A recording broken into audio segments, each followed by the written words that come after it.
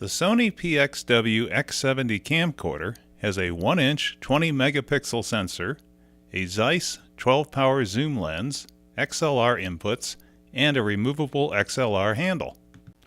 The camera provides HD performance in a small, easy-to-travel-with package. I used it on a motorized panhead on a tripod as well as a monopod and was able to smuggle it into a museum where videography is prohibited.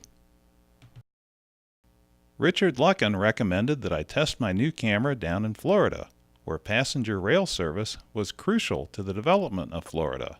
The Florida East Coast Railroad allowed passengers from northern winter cities to enjoy Florida sunshine on the Flagler system from Jacksonville all the way down to Key West. While many people associate Standard Oil with the Rockefellers, Henry Flagler was the brains behind the operation.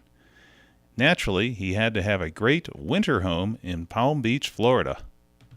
Videography is permitted on the grounds of Whitehall, but no tripods or monopods can be used, so I had to use a shoulder stock for all my clips. Lighting inside of Whitehall was contrasty, and I had to use available light for all these clips. Performance in low lighting conditions was favorable, and I only had to adjust this clip because it was so very dim to begin with. A larger, bulkier camera would have been difficult to get these clips with. I particularly enjoyed the touchscreen controls and touch focus feature of the camera.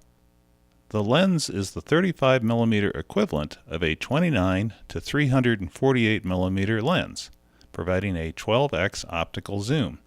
I found the wide function of the lens and the small form factor particularly handy inside Henry Flagler's private railroad car. Flagler's empire of hotels started with the Ponce de Leon in St. Augustine.